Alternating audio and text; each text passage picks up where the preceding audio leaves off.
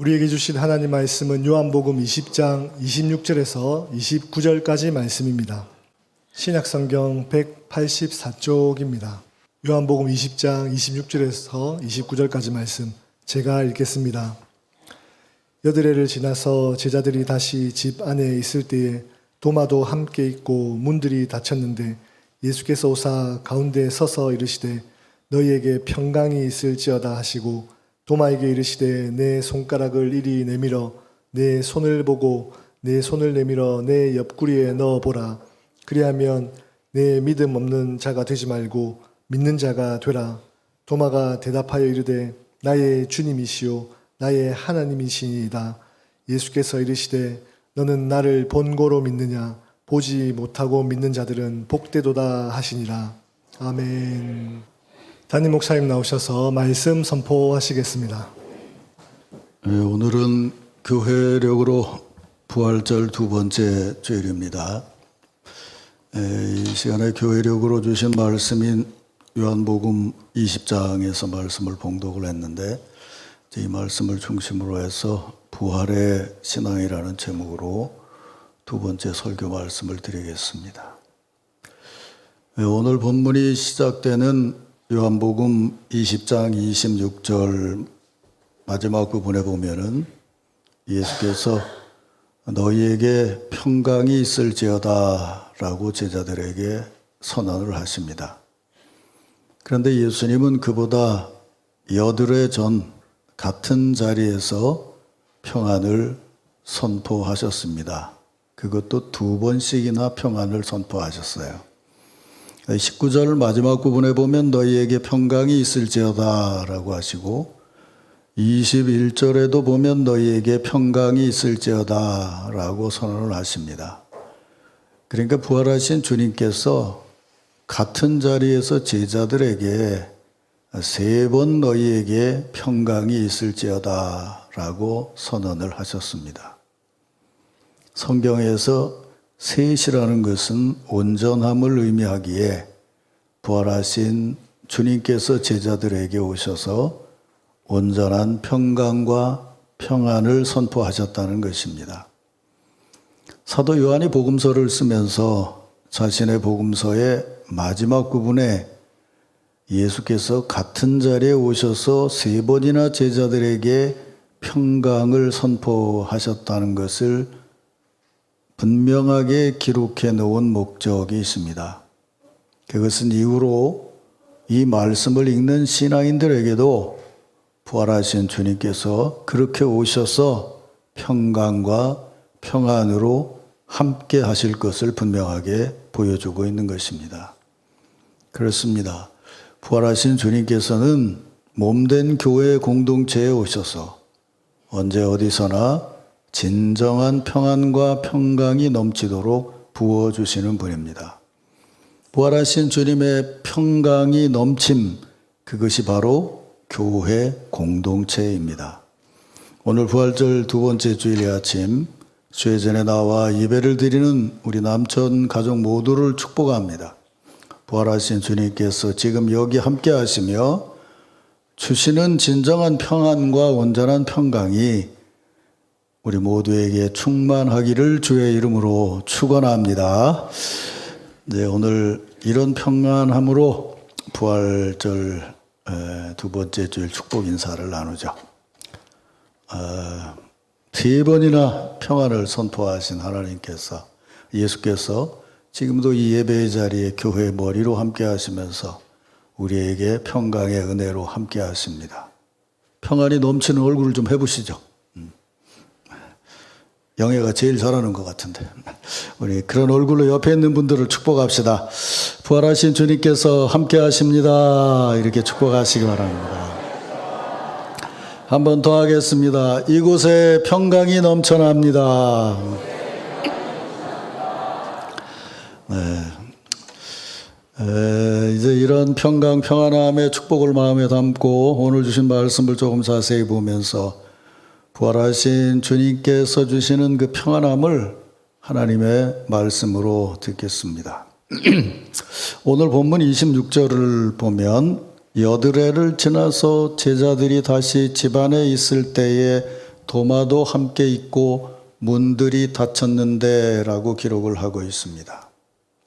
이 상황에 담겨져 있는 의미를 조금 생각을 해보죠.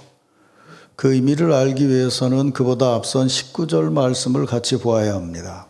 19절에 보면 이날 곧 안식 후 첫날 저녁 때에 제자들이 유대인들을 두려워하여 모인 곳에 문을 닫았더니 라고 기록하고 있습니다. 그리고 그것에 이어서 지금 여드레가 지난 그 상황을 여드레가 지나서 제자들이 다시 집 안에 있을 때에 도마도 함께 있고 문들이 닫혔는데 라고 기록하고 있습니다. 같은 말인 것 같은데 정확하게 보면 차이가 있습니다. 두 구절의 차이가 보이시는지요? 첫날은 그들이 유대인을 두려워하여 모인 곳에 문을 닫았더니 라고 기록되어 있고 여드레 후에는 모인 곳에 도마가 함께 있고 문들이 닫혔다고 기록하고 있습니다. 작은 표현의 차이지만 앞에서는 문을 닫았다고 하고 뒤에서는 문들이 닫혔다고 기록을 하고 있습니다. 이 차이가 담고 있는 의미가 무엇이겠는가? 안식 후 첫날 상황은 조금 전에 읽은 대로 안식 후 첫날 저녁 때 제자들이 유대인들을 두려워하여 모인 곳에 문을 닫았다고 기록하고 있습니다. 이날 곧 안식 후 첫날은 예수께서 안식일 전날 갑작스러운 죽음을 당하시고 그리고 안식일이 지나고 새로운 주간이 시작되는 첫날입니다. 제자들 입장에서 보면 안식일 동안 잠시 주춤했던 죽음의 두려움과 공포가 다시 이어지는 첫날입니다. 실제로 그렇게 두려운 일이 생겼습니다. 안식 후 첫날 예수님의 시신이 없어진 겁니다. 예수님이 부활하셨으니까 시신이 없는 게 당연하지만 예수를 처형한 당국자들이 보기에는 누군가 무덤 문을 열고 그 시신을 훔쳐간 것이고 그런 짓을 할 사람이라면 그건 분명히 예수님의 제자들밖에 없습니다. 그래서 실제로 지금 예수의 시신을 훔쳐간 자들을 색출하려고 제자들을 찾고 있다는 두려운 소문이 전해 들어왔습니다. 그래서 그날 저녁에 제자들은 유대인들을 두려워해서 한 곳에 모였고 문들을 굳게 잠그고 숨어 있었습니다. 제자들이 함께 모인 모임이었지만 그들이 모인 곳에는 두려움과 공포뿐이었고 누군가 문으로 들어온다면 그는 그들을 해치고 죽일 사람이기 때문에 아무도 들어오지 못하도록 문을 굳게 잠그고 숨어 있었습니다. 바로 그런 제자들에게 부활하신 예수께서 오셨습니다. 19절 중반에 보면 예수께서 오사 가운데 서서 이르시되 너희에게 평강이 있을지어다 이 말씀을 하시고 손과 옆구리를 보이시니 제자들이 주를 보고 기뻐하더라 라고 기록되어 있습니다. 다시 사신 예수께서 그들 가운데 서셨습니다.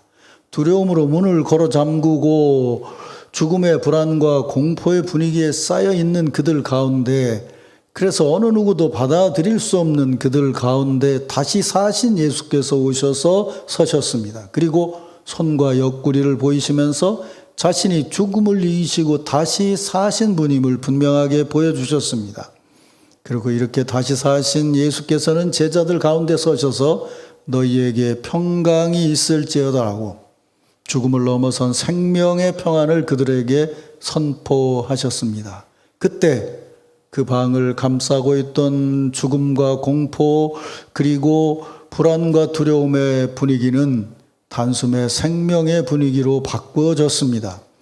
그리고 이어서 21절 이하를 보면 예수께서 또 이르시되 너희에게 평강이 있을지어다 아버지께서 나를 보내신 것 같이 나도 너희를 보내노라 이 말씀을 하시고 그들을 향하여 숨을 내쉬며 이르시되 성령을 받으라 하고 선언을 하셨습니다.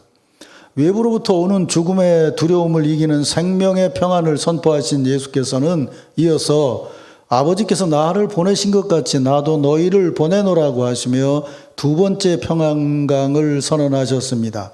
예수님은 그들을 향해 숨을 내쉬며 성령을 받으라 하시며 평안을 선포하셨습니다.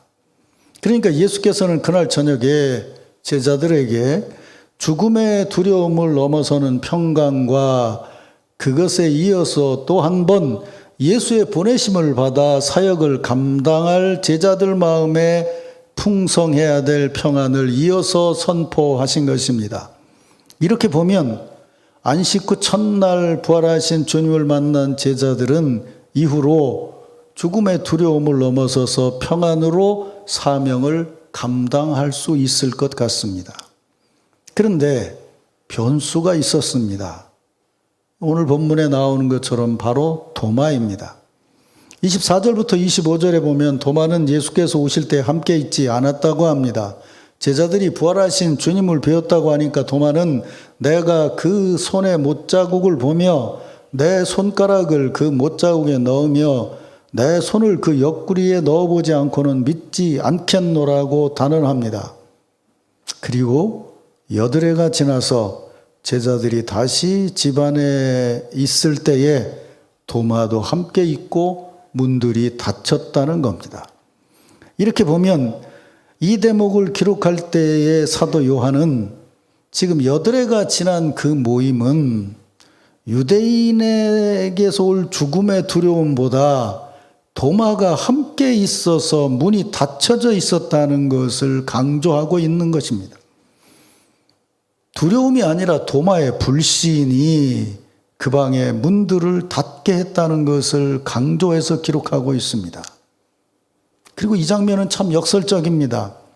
아니, 부활하신 날 저녁에 다른 곳에 있어서 부활하신 주님을 뵙지 못해서 못 믿겠다고, 주님을 보면 내가 손가락을 넣어봐야 믿겠다고 말을 한다면, 아니 언제 예수님이 오실지 모르는데 도마는 문을 열어놓고 기다리자고 했어야 맞지 않냐 그 말입니다. 그런데 도마가 함께 있어서 오히려 그곳에 문이 닫혀 있었다고 하니까 이것은 틀림없이 도마의 불신이 그 공동체에 문이 닫혀지게 했음을 증언하고 있는 것입니다. 그런 그들에게 부활하신 주님께서 다시 오셨습니다. 26절 하반을 보면 예수께서 오사 그들 가운데 서서 이르시되 너희에게 평강이 있을지어다 하시고 도마에게 이르시되 내 손가락을 이리 내밀어 내 손을 보고 내 손을 내밀어 내 옆구리에 넣어보라. 그리하여 믿음 없는 자가 되지 말고 믿는 자가 되라. 도마까지 함께한 제자들의 모임 가운데 서신 예수님은 다시 그들에게 평안을 선포하셨습니다. 그리고 도마에게 내 손가락을 내밀어서 내 손도 보고 내 손을 내밀어서 내 옆구리에 넣어보라. 그렇게 말씀하시고 믿음 없는 자가 되지 말고 믿는 자가 되라고 하셨습니다. 이렇게 보면 지금 예수께서 그 모임에 선언하신 평안은 불신을 넘어선 믿음의 평안이라는 것을 알 수 있습니다. 그러자 도마는 이내 나의 주님이시오 나의 하나님이시니다 라고 고백을 합니다. 예수께서 도마에게 말씀하십니다. 너는 나를 본고로 믿느냐? 보지 못하고 믿는 자들은 복되도다 라고 선언하셨습니다. 이 극적인 장면을 우리는 조금 깊이 생각해 봐야 됩니다. 아니 그렇게 호언장담하던 도마가 왜 자기가 말한 대로 예수님이 오셨을 때에 예수님의 손과 옆구리에 손가락을 넣어보지 않았을까요? 손가락을 넣어보라고 하는데도 넣어보지 않고 이내 그런 신앙 고백을 했을까요? 그건 그저 지금 우리가 가지고 있는 신앙대로 부활하신 예수님을 뵌 도마는 예수님은 나의 주요 나의 하나님이라고 믿었고 그래서 그렇게 고백했다. 이렇게 정리하고 아멘 그러면 됩니다. 또 예수님의 말씀처럼 보지 못했어도 예수님이 부활하신 것을 믿고 그분은 나의 주요 나의 하나님이십니다 라고 믿으면 됩니다. 그렇게 정리하고 아멘 그러면 모든 게 끝나죠. 믿습니까 여러분? 그래요. 사실은 사도 요한이 전하려는 메시지가 바로 그것입니다. 그런데 사도 요한이 요한복음을 쓰면서 지금 도마가 예수님의 몸에 손을 대지 않았다는 것을 증언하고 있는데 여기에 담겨져 있는 의미를 잘 분별해 봐야 됩니다. 이 장면을 잘 이해하려면 안식 후 첫날 새벽에 일어났던 일부터 다시 생각을 해봐야 됩니다. 지난 주일에 우리는 안식 후 첫날 새벽에 막달라 마리아가 예수님 무덤에서 두 천사와 예수님을 뵌 것을 말씀으로 들었습니다. 근데 거기에 이어지는 사건이 이렇게 기록이 되어 있습니다. 요한복음 20장 16절 이하에 보면 예수께서 마리아야 하시거늘 마리아가 돌이켜 히브리 말로 라보니여 하니 예수께서 이르시되 나를 붙들지 말라. 내가 아직 아버지께로 올라가지 아니하였노라. 너는 내 형제들에게 가서 내가 내 아버지 곧 너희 아버지 내 하나님 곧 너희 하나님께 올라간다고 전하라고 말씀을 하세요. 이 장면이 이해가 되세요? 참 이해가 안 되는 장면이잖아요.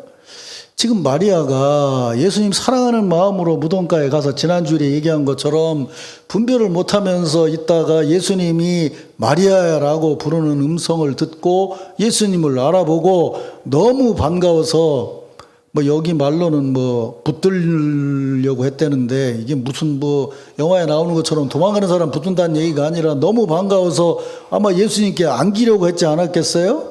그래서 손을 대려고 하는데 예수님 하신 말씀이 그렇게 반갑게 다가온 마리아를 반겨 맞으시는 것이 아니고 나를 붙들지 말라. 나는 아버지께로 올라가지 아니하였노라. 그리고 제자들에게 가서 내가 아버지 하나님께로 올라간다고 전해라. 아니 어떻게 예수님이 마리아를 반겨 맞아주시지도 않고 만지지 말라고도 하고 그 다음에 또 제자들에게 가서도 내가 부활했다고 전해라. 이렇게 해야 말이 될 것 같은데 내가 아버지께로 올라간다고 전해라. 이렇게 말씀하셨다는 거예요. 이 장면이 쉽게 이해되시는지요? 잘 안 되죠? 나도 안 되는데 여러분이 잘 될 리가 없지. 근데 요한복음을 쭉 읽어보게 되면 이 이해 안 되는 이 말씀이 정말 중요하다는 것을 깨달아야 돼요.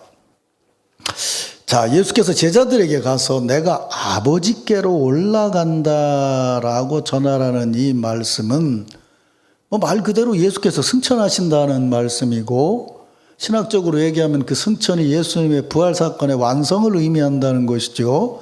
그게 교리적인 의미예요.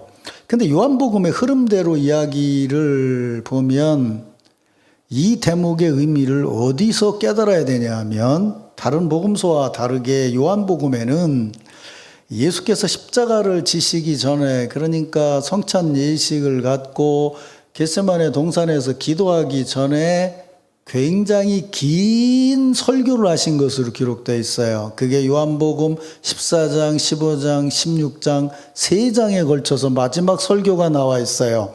근데 그 마지막 설교의 중심 내용이 뭐냐면 성령이세요. 요한복음 14장 16절에 보면 이런 말씀이 나와요. 내가 아버지께 구하겠으니 내가 또 다른 보혜사를 너희에게 주사 영원토록 너희와 함께 있게 하리니 그는 진리의 영이라. 그는 너희와 함께 거하시며 또 너희 속에 계시겠음이라 라고 말씀하세요. 또 요한복음 16장 7절에 보면 아주 중요한 말씀을 하세요. 내가 떠나는 것이 너희에게 유익이라. 내가 떠나가지 아니하면 보혜사가 너희에게로 오지 아니할 것이요 가면 내가 그를 너희에게 보내겠노라 라고 말씀하세요. 그리고 14장 26절에 보면 보혜사 곧 아버지께서 내 이름으로 보내실 성령 그가 너희에게 모든 것을 가르치고 내가 너희에게 말한 모든 것을 생각나게 하리라. 그리고 이어서 뭐라고 말씀하시냐면 나의 평안을 너희에게 주노라 라고 말씀하세요. 이 마지막 설교 제가 지금 말씀드린 대로 내가 아버지께로 가야 보혜사 성령이 오시고 그분이 너희와 영원히 함께 하실 것이다. 그렇기 때문에 내가 너희를 떠나서 올라가는 것이 너희에게 유익하다. 그 성령이 오시면 내가 너희에게 가르쳐 준 것을 제대로 깨닫게 해주고 내가 말한 모든 것을 생각나게 하실 것이다. 그때 너희에게 진정한 평안이 임할 것이다 라고 선언하셨다는 거예요.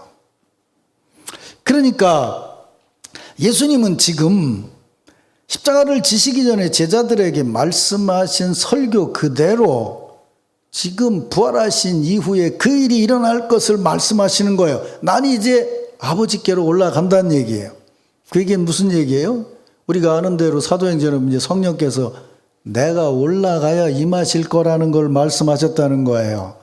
그렇기 때문에 내가 올라가지 않았기 때문에 지금 반가움에 내게 손을 대는 것은 허락할 수 없다는 거예요. 나를 붙들지 말라. 내가 아버지께로 올라가지 아니하였노라 라고 말씀하셨다는 거예요. 이걸 신학적으로 보면 무슨 얘기냐면 막달라 마리아가 아무리 예수님을 사랑하고 있어도 지금 승천하셔서 부활을 통해서 이루실 하나님의 온전한 계획이 이루어지기 전에 자신의 생각과 자신의 판단으로 예수님께 손을 대는 것은 아무리 친근하고 가까운 것 같아도 진정한 부활신앙이 아니라는 것이에요. 이렇게 보면 그 사건과 더불어 보면 지금 도마가 자신의 그 의심의 손으로 예수님의 몸에 손가락을 넣었다면 그는 예수께서 다시 살아난 것을 자기 나름대로 확신할 수는 있었겠지만 그것은 자기 자신이 가지고 있는 세상적이고 인간적인 판단으로 예수님을 대하는 것이기 때문에 부활하신 주님께 손을 대어서 다시 살아나는 것을 확신했다 해도 그것은 진정한 부활신앙이 아니라는 거예요. 예수께서 도마에게 내 손가락을 이리 내밀어 내 손을 보고 내 손을 내밀어 내 옆구리에 넣어보라 라고 하신 말씀은 이렇게 보면 너 그렇게 한 다음에 확신을 가지라는 말이 아니에요. 네가 그렇게 말했지 않느냐라는 얘기예요. 네가 말한 것이 이거 아니냐고 되물으면서 뭐라고 말씀하시냐면 그게 아니고 바른 믿음을 가지라고 말씀하신 거예요. 믿음 없는 자가 되지 말고 믿는 자가 되어 내가 주는 평안 안에 살라고 말씀하신 거예요. 그러니까 도마는 물론 막달라 마리아가 예수님께 손을 대었다면 도마는 차치해놓고라도 막달라 마리아는 어쩌면 예수님께 가장 가까이 있는 자일 거예요. 근데 이 가장 가까움은 세상적인 거라는 거죠. 제가 요즘에 성경 전체를 여러분들에게 이렇게 이어서 상상력으로 말씀을 드리는데 예수께서 옆구리에다가 손을 넣으라고 하셨단 말이에요. 그거 당장 사건으로는 창으로 찔른 자리지만 그 옆구리가 뭔지 아세요? 성경의 맨 앞으로 가면 아담의 옆구리에서 하와를 만들었다고 그래요. 그러면 이 얘기는 무슨 얘기냐면 거기에 손을 댔다는 거는 인간적으로 봤을 때는 누구보다도 예수님께 가장 가까이에서 만나고 가까이에서 손을 댔다는 거예요. 근데 그건 인간적인 것이기 때문에 예수께서 원하시는 하나님의 구원의 계획의 신앙이 아니라는 거예요. 훗날 성령이 임한 다음에 성령으로 부활하신 주님을 뵌 사도 바울은 뭐라고 얘기를 해요? 그리스도가 내 안에, 내가 그리스도 안에 있다고 얘기를 해요. 또 뭐라고 얘기해요? 그분은 우리의 옆구리가 아니고 우리의 머리라고 말씀. 그리고 우리는 몸이라고 얘기하는 거예요. 그러니까 잘 알아들으셔야 돼요. 우리가 생각하는 판단과 생각으로 예수님을 가까이 가면 가까이 있는 것 같지만 아니라는 거예요. 진짜 예수님을 가까이 하는 신앙은 뭐냐면 십자가와 부활과 승천을 통해서 하나님의 은혜와 성령의 임하심을 통해서 삼위일체로 우리에게 이루어주시는 하나님의 뜻 안에서 부활하신 주님을 만날 수 있어야 된다는 거예요. 이걸 알아들어야 진정한 기독교 신앙인이에요. 지금 신자들 중에도 이런 사람들이 많아요. 교회 와서 목사 옆구리에 손 넣으려고 하는 사람 많아요. 왜 목사님은 나를 가까이 안 해주십니까? 왜 장로님은 나를 가까이 안 하십니까? 나는 목사님하고 친하고 교회하고 친합니다. 그게 소용없는 건 아니에요. 의미 있어요. 근데 그거는 부활하신 예수 그리스도를 머리로 한 교회 공동체로서의 신앙 안에서 나온 우리의 헌신이어야 되는 거예요. 믿습니까, 여러분? 어거스틴은 믿음이라는 것을 라틴어로 대략 두 가지로 얘기를 했어요. 크레데레 데움이라고 하는 것과 크레데레 인 데움이라는 걸 구분했어요. 크레데레 데움이라는 건 영어로 말하면 believe God이고 크레데레 인 데움이라는 건 believe in God이에요. 영어를 조금 배운 분들은 아시죠? 영어 조금 배워서 문법 배울 때 되면 believe라는 단어 다음에 in이라는 걸 넣어서 believe in Jesus, believe in God 이렇게 말하라고 얘기를 해요. 근데 그게 공연한 얘기가 아니에요. believe God은 뭐냐면 하나님이 하나님이시다라고 믿는 거라는 거예요. 이걸 아주 쉽게 설명하면 뭐냐면 성경에 나오는 귀신이 뭐라고 해요? 나는 당신이 하나님의 아들이신 줄 압니다라고 얘기했다는 거예요. 그래서 believe God은 어거스틴 뭐라고 했냐면 그건 마귀의 신앙이라는 거예요. 하나님이 하나님이라는 걸 아는데 believe in God, 하나님 안에 있는 신앙이 아니라는 거예요. 하나님 안에 있는 신앙이라는 건 뭐냐면 하나님이 보라는 대로 보고 생겨진 신앙이라는 거예요. 그걸 성경을 다 종합하면 예수 그리스도의 십자가의 사랑을 통해서 예수님을 알고 하나님을 아는 것이 believe in God이라는 거예요.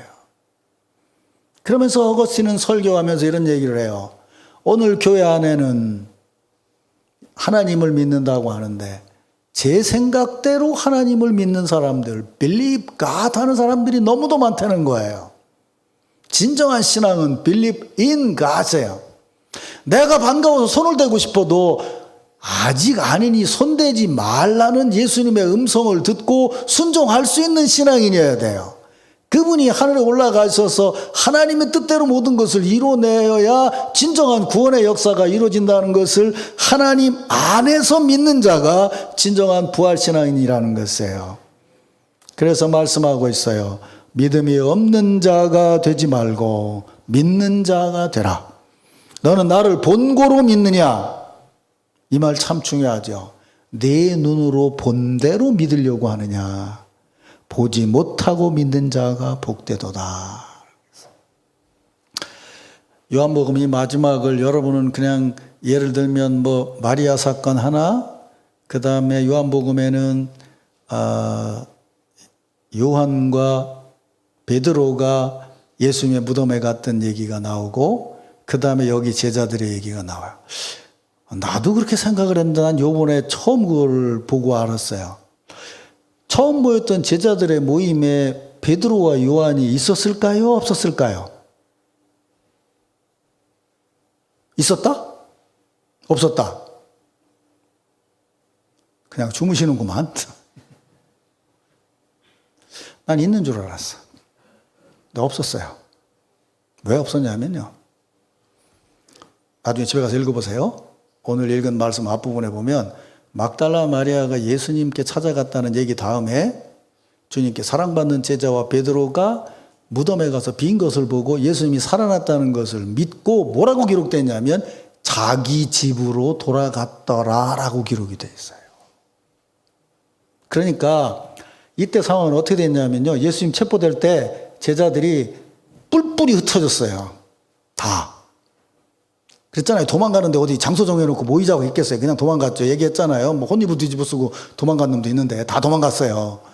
그러다가 걱정이 되니까 온 사람들이 있는데 요한은 마지막 부분에 뭘 얘기하냐면 막달라 마리아라는 여인을 통해서 제가 말씀드린 것처럼 제2그룹의 신자들이 부활하신 주님을 만났다는 것을 1단계 얘기를 해요. 그다음에 예수님의 수제자인 베드로와 요한이 예수님을 만났다는 얘기를 해요. 그리고 그 다음에 남은 제자들이 또 예수님은 부활하신 예수님을 봤다는 얘기를 하는데 그 얘기 속에 지금 1차, 2차로 나누어서 이 얘기를 함으로 해서 결국은 예수를 따르던 사람들이 부활하신 예수님을 만나고 온전히 다 평안함을 얻고 바뀌어지게 됐다는 것을 요한복음의 마지막에서 정리해서 말씀을 하고 있는 거예요. 3번의 평안이 그러니까 제자들에게도 3번의 평안이지만 부활하신 이후에 막달라 마리아에게 베드로와 요한에게 남은 제자들에게 또 이렇게 3번의 주님의 나타나신 것 평안이 있었다는 거예요. 그것으로 요한복음을 마무리하고 있는 거예요. 그래서 이 복음서를 읽으면서 제가 처음 말씀드린 대로 이건 아무개가 누굴 만났고 아무개가 누굴 만났다는 얘기가 중요한 게 아니에요. 어떤 자리에 어느 곳에 있든지 진정한 부활신앙을 가진 자는, 하나님의 은혜 안에서 주를 보는 자는 부활의 신앙인이요, 그게 바로 교회 공동체라는 것을 요한복음 마지막에 말씀하고 있는 것이에요. 사랑하는 성도 여러분,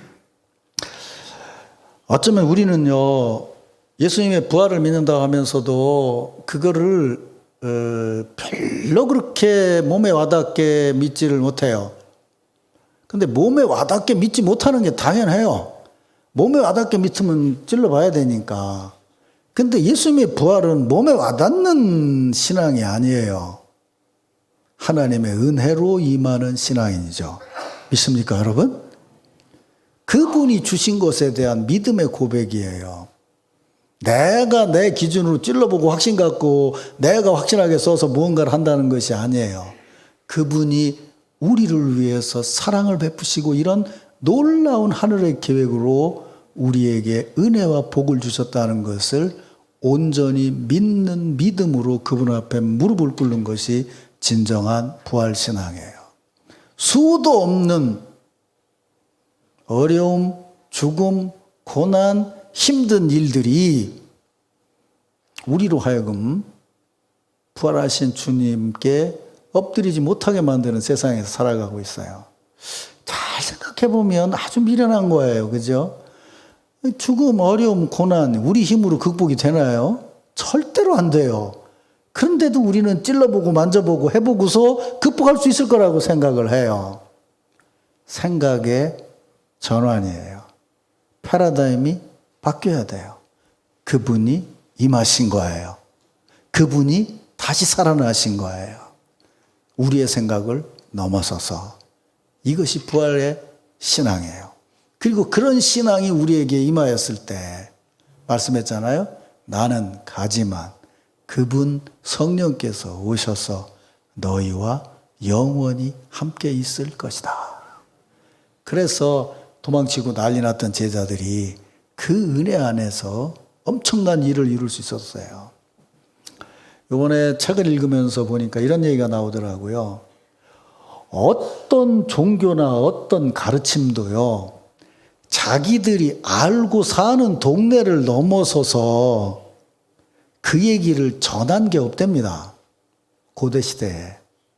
자기들이 알고 있는 건 자기 근처에 전하는 걸로 끝났지, 그걸 위해서 여행을 하면서 아무도 알지 못하는 데 가서 내가 믿고 있는 것이 이거라고 전한 거는 세계 역사에 기독교 하나밖에 없다는 거예요. 그만큼 성령과 부활하신 주님의 역사가 강했다는 거죠. 사랑하는 성도 여러분, 오늘 부활절 두 번째 주일에 이런 은혜가 여러분께 함께하며 그분이 주시는 평강이 여러분에게 충만하기를 주의 이름으로 축원합니다.